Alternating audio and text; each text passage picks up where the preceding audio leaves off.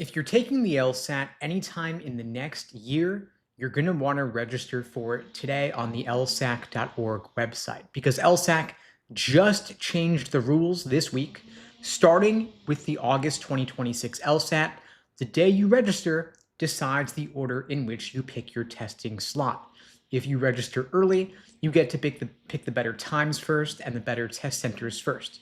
If you register late, you're only going to have leftovers available to you. I've been personally teaching the LSAT since 2005. Over the past 20 or so years, I've seen students drop 5 to 9 points or more on test day because they took the LSAT under conditions that didn't fit them. And of course, even just 5 points can decide the difference between going to a top 50 school and your regional pool or between a full merit award and paying full sticker at the same school. Now, registering only takes 5-10 minutes, but if you don't register today, that could cost you more than any prep you do or don't do this summer. Now, there are 8 LSATs offered over each 12-month period, August through June. They are all in person at a Prometric testing center. Remote testing is done for almost everybody. You may have already heard that it's been announced a few months ago already, but there's something announced, buried in the announcement this week. When you register, LSAC assigns you a scheduling window based on the order in which you register for the LSAT. About 4 weeks before test day, you get an email and a text saying that your testing window's open. For scheduling, you log into Prometric and you pick from whatever is still available. For the August LSAT, registration closes June 25th, scheduling opens July 21st. If you register on June 24th and somebody else registered, say, May 21st, that person's been in the schedule for weeks before you can even log in. They took your slot and you've got leftovers. Now, LSAC's public line on all of this is that they are expanding capacity, more testing centers, more appointments, and that's true at an aggregate system-wide level, but it's also a little bit misleading because you don't take the LSAT in aggregate. You take it as one person trying to book on a Saturday morning at the Prometric testing center closest to where you live, which is going to fill up first, regardless of how much capacity exists across the system.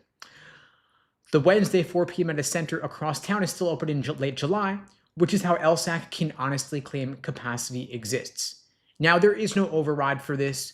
You get what you get when your window opens, and they don't want you getting upset about it. Now, there are 2 exceptions to in-person testing. If you require approved medical accommodations at a Prometric center that they can't provide, and test takers who are more than 180 miles or 3 hours from a center with capacity. If you qualify for the distance exception, the trap is you've got to register first, then apply with documentation, and your scheduling order is already set when you apply. If your exception gets denied, you've now got a later testing window. So if you might qualify, register first, apply second. Now, most people think test day is just the 4 sections, and the test day starts, in truth, the moment that you wake up. Let's say you've been practicing at 9 a.m. for 6 months. Every timed practice test on your tracker came from a 9 a.m. study session, and your body and your brain are calibrated to 9 a.m. Then LSAC drops you into a 2 p.m. slot because the morning times filled up months ago. And so you're sitting down for section 1 on borrowed energy. You haven't taken a timed section past 12:30 over your entire prep. By the reading comp section, you're running on willpower, and you finish 5 points down from your average because of factors that have nothing to do with your abilities. Now, this is a problem of logistics, nothing more. It's not your ability, it's not your aptitude, but it does have an impact. Now, there is also a second part to LSAC's announcement, and it includes something I haven't seen LSAC publish in 2 decades of teaching this exam. And here are their exact words, and I quote, "Due to the underlying structure of the new test driver platform, moving from answer selection to answer elimination will require an extra click. We are not able to provide radio button functionality with a single click," end quote. Now, I don't know exactly what radio button mean. I think it has something to do with one of those UI buttons that lets you toggle or choose between different options in terms of selecting or eliminating answer choices. Bottom line, plain English, more clicking around that you've got to do. It's going to cost you more time. So LSAC has just admitted in writing that the new LSAT is slower to take than the current one, and there's nothing they can do about it. So that means on the current interface, you click an icon next to an answer choice to cross it out, one click and you're done. Then you click again to bring it back. On the new interface, that is no longer available.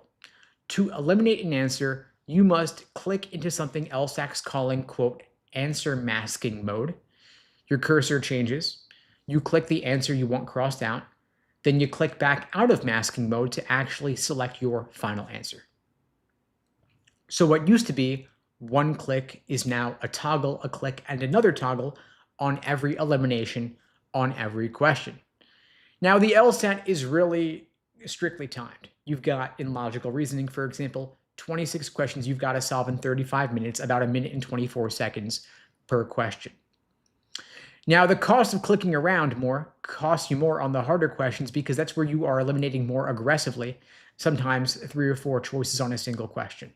So conservatively speaking, you're probably looking at a minute or 2 per question extra.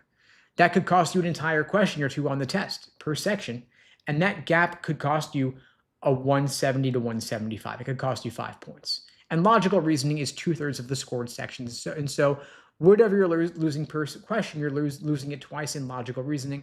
You're also losing it once on reading count, of course. So that could cost you 3 raw score points at minimum. Now, of course, the LSAT has changed a lot over the past several years. They went from paper to tablet in 2019. They went remote in 2020 with the pandemic. And now they're rolling out a brand new platform, a new UI interface with in-person testing. I've never seen them publish an admission quite like this one. They're telling you in writing that the LSAT's gotten worse and they're not going to fix it. And so if you're taking the LSAT in August or beyond, you've got to switch up your practice today. LSAC just went live with all 60 or so practice tests live in LSAC's Law Hub platform this week. You want to stop doing practice tests out of books. You want to stop doing them on these unofficial third-party platforms because they don't reflect the actual software that you're going to be experiencing on test day. Better you get used to it now versus later. And of course, if you want my help getting ready for test day whenever you're taking it, whether it's August, September, October, November, or beyond, I'm happy to help you out. I'm offering free LSAT tutoring for everybody watching this now or later. You can book that free tutoring lesson with me personally at unpluggedprep.com/start. The link is below the video on YouTube, pinned in the chat on YouTube, in my bio on TikTok and IG, below the video as well. Of course, I'm also offering a free LSAT cheat sheet to help you jumpstart your LSAT prep. You can grab that free cheat sheet at unpluggedprep.com/cheat sheet. That link is also, of course, below the video, pinned in the chat in my bio as well. That is freely available to everybody watching this now or later. I'm happy to address any questions coming in the chat. Feel free to drop them in, anything at all, LSAT and law school admissions. I will get to as many of them as I can. See a question from Hamza asking, just recently 25 states have announced a joint litigation suit against the Department of Ed over the new loan limits. Opinions on this? Do you think it will change the situation?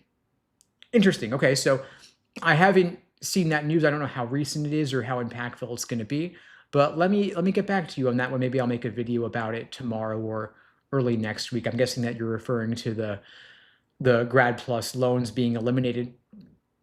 So if 25 states are suing the federal government over this and they're hoping to reverse the elimination of the Grad Plus loans, of course, that would be pretty impactful. But to be frank, this is the first I'm hearing about it. But let me dig into this and I'll see what I think about it and what I could share in terms of how I think that might impact things going forward.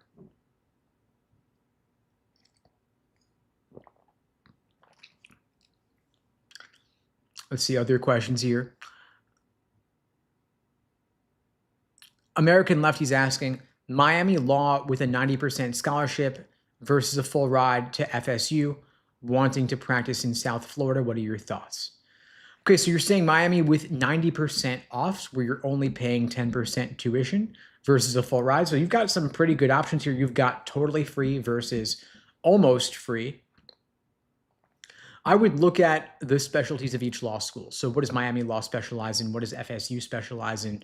What kind of law do you want to practice? and what are the differing employment outcomes for each of those schools? What are the relative bar passage rates? How likely are you to get the kind of job that you want going to one law school versus another? And also, where do you want to spend 3 years of your life in one campus versus the other campus, one location versus another location? But you've got some pretty good options there, so congrats on those.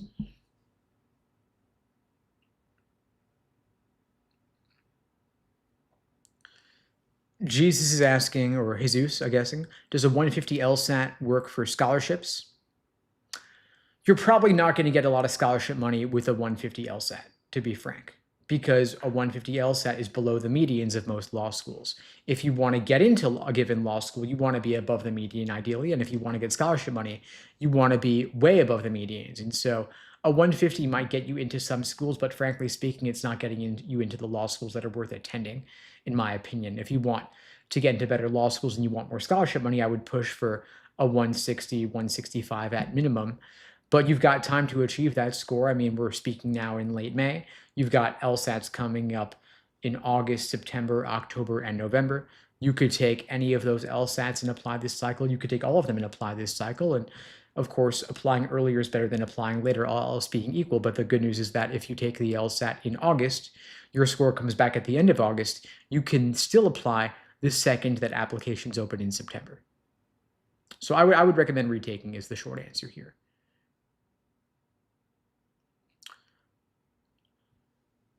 Your wife is asking, is 169 okay for top 14 law schools, or should I retake? So the top 14 law schools all have LSAT medians of 170 to 174. And so 169 puts you below the medians.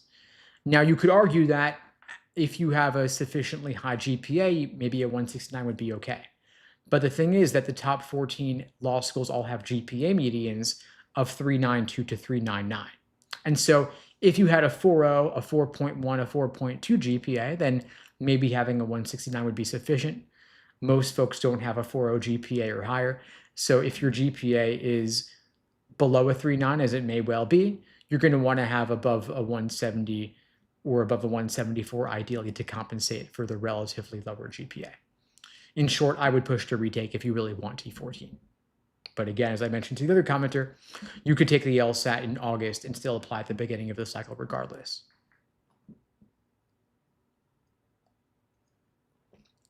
American says, I used free resources like your YouTube to get a 169, actually got some good options. Congrats, awesome. Congrats on your outcomes. Glad you found the YouTube videos helpful. And for folks watching on TikTok or IG, I've actually got a YouTube channel with the recordings of all these lives and a whole lot more. You can check out that YouTube channel linked in my bio. Just click over to the link in my TikTok bio or IG bio, and you'll see the YouTube channel with tons of long form videos on everything LSAT and law school admissions. Legally Z's asking tips to get out of the 140s. I've got roughly 7 months. Okay, so 7 months roughly means you're taking the LSAT probably in January, I'm guessing. I mean, you've got plenty of time to make literally anything happen. And when you're looking to get out of the 140s, there's a lot of low-hanging fruit. I mean, it's harder to get out of the 160s up to 170s than to go from the 140s to the 150s or 160s, for example. And so when you're in the 140s, when you're stuck there, the question is, what are the major gaps in your foundation? Are there certain question types, certain methods of reasoning, certain tricks and traps that you personally are uniquely prone to falling for? Can we course correct those? Can we nip them in the bud? When you're in the 140s, there's probably some major foundational gaps. I would focus on the most common question types. In logical reasoning, for example, there are 15 different types of questions, including strengthen, weaken, flaw, parallel, resolve, necessary assumption, sufficient assumption, and so on. However, the most common types of logical reasoning questions are specifically necessary assumption, inference, and flaw. So I would start there. That's where you're going to get the most bang for your buck. That's the biggest ROI. A lot of students are confused about the difference between necessary assumption questions and sufficient assumption questions. And so if we can get you more clear on the difference between those two question types, help you better understand the proper approach or perspective from which to view each of those question types, there's probably a pretty quick score boost, meaning there's going to be a lot of low-hanging fruit. So that might be one place to start. I see you're mentioning flaws also killing your score. So for flaw questions, that's another common type.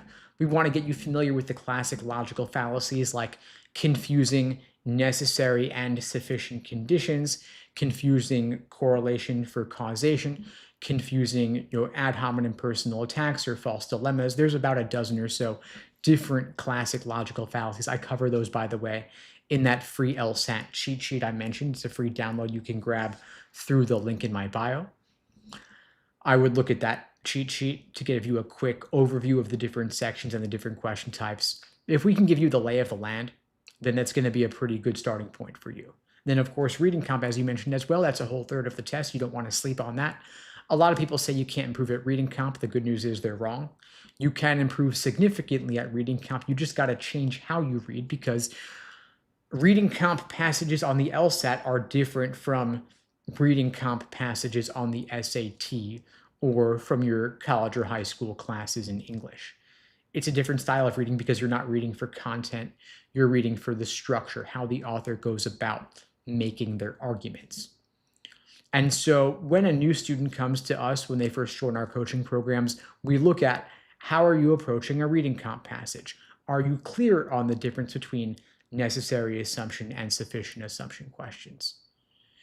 If we can diagnose a couple of major weak areas that are going to get you a pretty significant boost, that's where we're going to start. And if you're taking the LSAT in June, in just a couple of weeks, it's definitely triage time. We focus on the highest yield areas to start with, and that's all we can do, unfortunately, when you've got 2 weeks. But when you've got 2.5 months till the August LSAT or 3.5 months till the September LSAT, there's a lot more we can do. We'll craft for you a personalized study plan, laying out exactly what to do every single day from now till the test. That study plan is going to cover when to drill LSAT questions by type, when to do timed sections, when to take full-length practice tests as test day approaches. We'll set you up with private one-on-one coaching every single week from now till the test, maybe multiple times a week, depending on how much time you've got available and how much you want to boost up your score. You also get access to live small group sessions in the evenings. You get an on-demand course with lessons and explanations. Of course, for those asking about the details, we personalize every program to the student. It's not a one-size-fits-all. If you want to talk through what your coaching program could look like to help you get to your goal score, you can book that free tutoring lesson with me. The link to book it is unpluggedprep.com/start. Links below the video, in my bio, in the chat as well. Happy to meet with any one of you personally now or later to talk through your prep options. See a question asking from Jesus asking how many months to study in order to reach 170. There's no one size fits all answer. It's different for everybody. We got to consider what's your starting point and how many hours can you put in per day and per week. Someone who can study for the LSAT full time and is already at a 160 is going to get there faster than somebody who's at a 140 or a 150 and is only able to put in, say, 10 hours a week. So the annoying, lawyerly answer is, it depends. I don't want to overpromise or make outlandish claims that anybody can do it in 1 week. That's not the case, of course. It depends on your particulars, but we always craft a personalized study plan to maximize what you can put in without burning you out.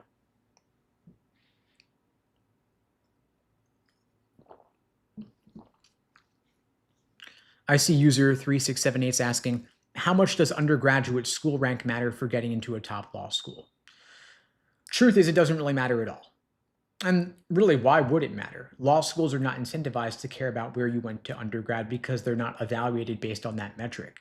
And in other words, additionally, consider that you got into undergrad approximately 4 years minimum before you're applying to law school. And so who you were at 17 or so on average when you're applying to college is not who you are in your 20s or 30s or beyond when you're applying to law school. They have more recent indicators they can use to properly evaluate you. I mean, where you got into undergrad is a function of your SAT or ACT scores, your high school grades, your soft factors and extracurriculars from high school clubs and such in many cases, but they have other factors they can look at. They can look at your LSAT score. They can look at your GPA. They can look at your work experience. So why would they care where you went to undergrad?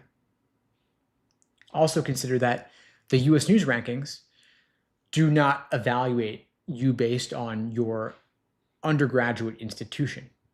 They look at your GPA, they look at your LSAT score. Those are the admissions metrics that law schools are evaluated on when determining their stats and their rankings. There, of course, there's also bar passage rates and employment outcomes, which are more lagging indicators in terms of what a law school's graduates accomplished. But the funny thing is that your bar passage is correlated with your first year law school grades and is correlated with your LSAT score. And so in a lot of ways, a lot of this traces back to the LSAT.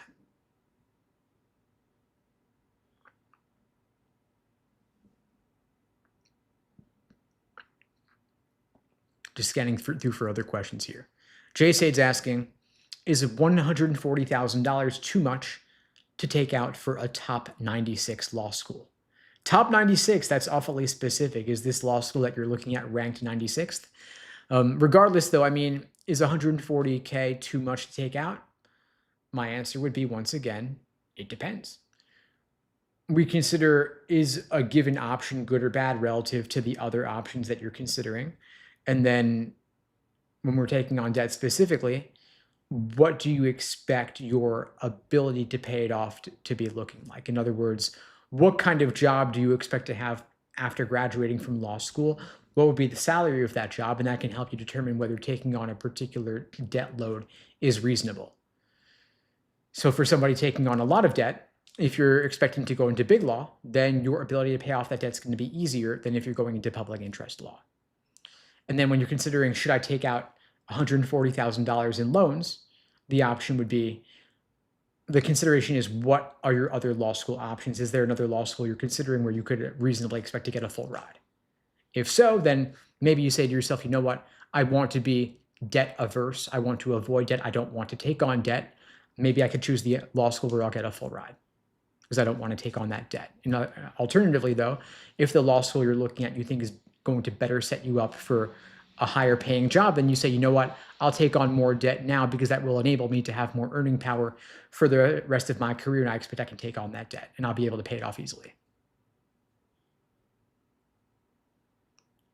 Jake is asking, what non-Ivy school has the best law program?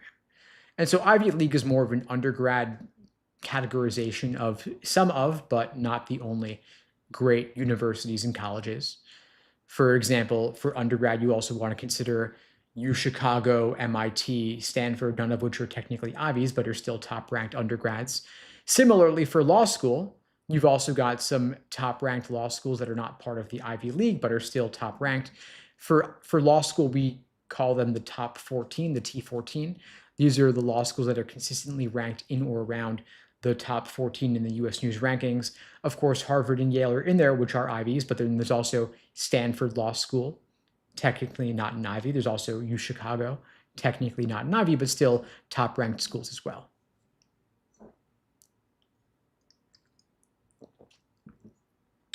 So Brendan's asking, why is it T14 and not T10 or T15? The reason, again, it's just the US News rankings that over the past 30 years or so, there are a set of law schools that, for whatever reason, have consistently been in the top 14 rankings.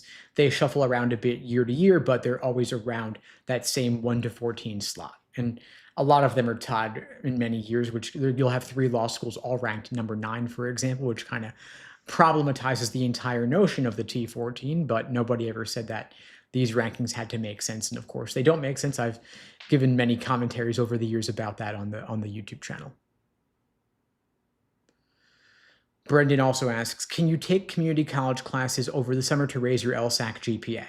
Yes, you can, and many folks do that, and it's actually a great idea. So if you want to help boost your undergraduate GPA for law school admissions purposes, one thing you can do is, over the summer, you can take some classes at your local community college, and as long as they are factored into your earning your bachelor's degree, they could be some easy A's to help you boost your GPA, but to Legally Z's question, that will only impact your undergraduate GPA if you have not yet earned your first bachelor's. Once you've earned your first bachelor's, it's a done deal. You can't raise your GPA for law school purposes any further, but if you have not yet gotten your degree and you're still earning credits towards that degree, the community college classes can be some easy A's to help you boost that up. Hands in Your Plants, did a double take on that one, is asking, do law schools have scholarships for those over 40? Yeah, so scholarships for law school apply regardless of your age or your background. It's largely just a function of the strength of your numbers. The stronger your LSAT score is, the stronger your GPA is, the more scholarship money you're going to get. The way I look at it is this. If you want to get into a given law school, you want to be at or ideally slightly above their medians for LSAT and GPA. If you want to get scholarship money, you want to be above their 75th percentile to maximize the scholarships that you can get. And if you're below on one metric, you want to be above on the other. And so for a lot of folks watching this, your GPA is a done deal or close to a done deal if you're later in college or already graduated. But you can offset a lower GPA with a higher LSAT score.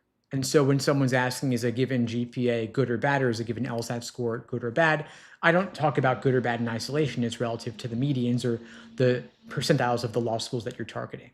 And so if a given law school has a GPA median of, say, a 3.8, then a 3.52 GPA is below that median, and it's a relatively bad GPA.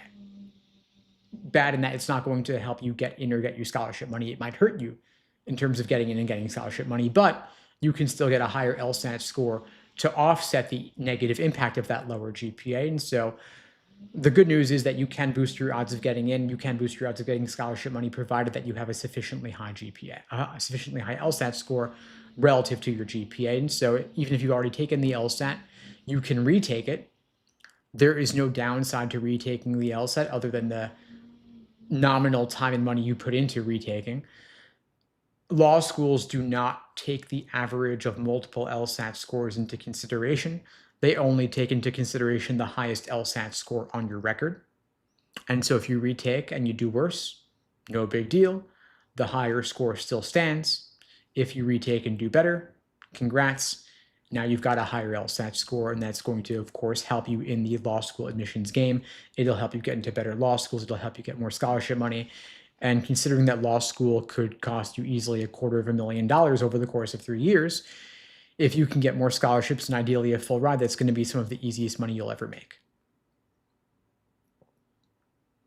And your LSAC CAS GPA is ultimately what matters, not the GPA from your undergraduate institution on your transcript.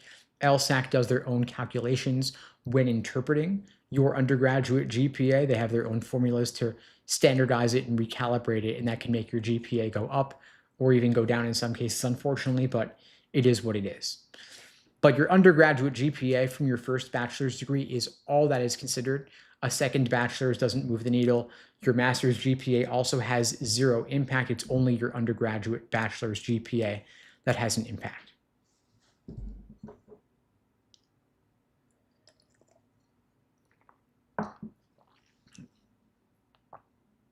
Just scanning through for other questions here. Got a question here asking, does a bad study abroad grade affect admissions? Yes, it can, unfortunately. Any credit, any grade that goes into earning your bachelor's degree will have an impact. Unfortunately, if it's on your undergraduate transcript, if it's part of what is earning you your bachelor's degree, it will have an impact. Of course, one off grade, one off semester, it doesn't necessarily have to make or break you. You do want to bounce back from it, though, and ideally show an upward trend in your grades over time so that that single grade or single semester won't define you. And of course, anybody can have an off semester or an off month. And if that's the case for you, you can, of course, write an addendum to explain what happened. If it was a medical issue or a personal issue, a family thing threw you off a little bit, that's fine. Of course, you want to be matter of fact and concise.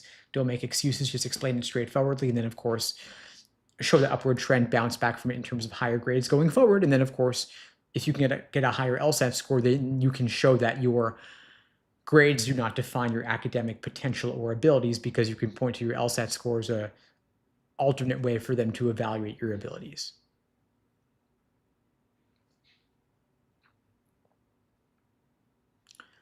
Just scanning through for other questions coming in here. Alice asks, what are the stats on how many people get a perfect score on the LSAT? So the LSAT is calibrated from 120 to 180, 120 being the lowest possible score, 180 being the highest possible score, being a perfect score. Only a couple dozen people or so get perfect 180s any given year. A 175 puts you in the top 1% of all test takers, and the top 14 LSAT medians run from 170 to 174. And so if you got a 175 or higher, then you're above the medians for any law school in the country. And that'd be what you want to shoot for if you want to go to a top law school. 234 is asking, I got a 148 at my first LSAT and my next one is in June. Do you think I've got a shot to get a 165? In general, you can improve from 148 to 165, of course. The question is, what are you doing differently between your first take and your second take? I don't know when your first test was or what you've done since then. I'd want to ultimately know what are your most recent practice tests looking like. In general, you want to take the average of your most recent 5 practice test scores, and that's going to be the best indication of where you stand. And so if you took 4 or 5 practice tests over the past couple of weeks, take the average of those, that's going to be a pretty good indication of what you're likely to do on test day. So if you're scoring in the low to mid 160s now, you've got a pretty decent shot of getting your goal score of 165 in June.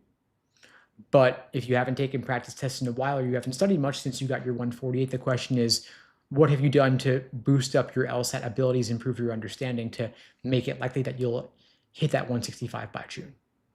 Take a couple practice tests, see where you're at.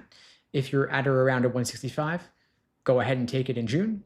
If you really want to gun for the 165 and you're not there yet, though, maybe you think about going for August instead to give yourself a bit more time to raise that score up. And even if you take it in August, your score comes back at the end of August, you can still apply the second applications open in September. And of course, there's not a ton I could do in the next week or two, but for those taking the LSAT in August or September or beyond, we could talk through what a personal study plan could look like for you.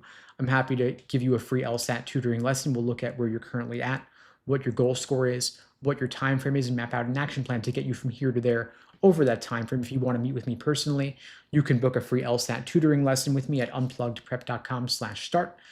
The link is below the video on YouTube, pinned in the chat on YouTube, in my bio on TikTok and IG. I've also put together a free LSAT cheat sheet to help you jumpstart your LSAT prep. You can grab that free cheat sheet at unpluggedprep.com/cheat sheet as well. It's a quick reference on everything logical reasoning and reading comp, every section, every question type, free download you can get now. I see Noah's asking, how do you think medians will change with the China scandal and the end of remote testing? So for those who aren't aware, there has been some cheating on the LSAT ever since it went online, and that's part of the reason why LSAC is returning to in-person testing starting with the August LSAT. And one of the reasons that LSAT scores have been rising is that it's been easier to cheat with the LSAT being online, but I think more importantly, it's been a more comfortable environment to take the LSAT from home. And so it's possible that returning to in-person, ending remote testing will, of course, cut down on the cheating and also put folks in a less comfortable environment for the test, which you could expect to maybe exert some downward pressure on LSAT scores. The problem, though, is that there are other factors that are going to continue to raise LSAT medians. In part, you could argue that with remote testing, there were major problems because remote proctors have a lot of problems in terms of the reliability of the testing experience when you take it remotely. Shaky internet connections, lots of tech issues, that could be exerting downward pressure on scores. So maybe in person being more reliable could actually boost up scores.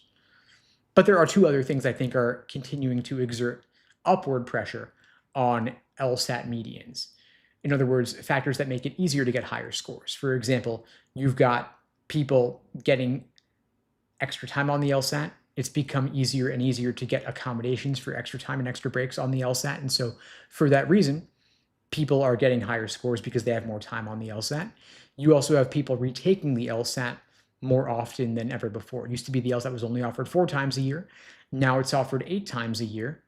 And so with the LSAT being offered double the number of times per year, more people retaking it is also leading to higher scores since only the highest score counts. And so in short, even with the end of cheating, even with the return of in-person testing, I still think that LSAT scores are going to continue to rise.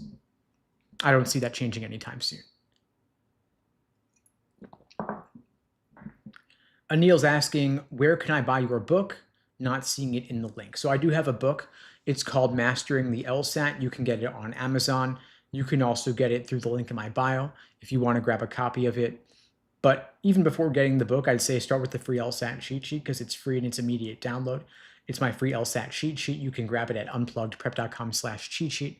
That's a pretty good starting point. But of course, the book available on Amazon or through my bio is going to give you a more in-depth run through of the LSAT.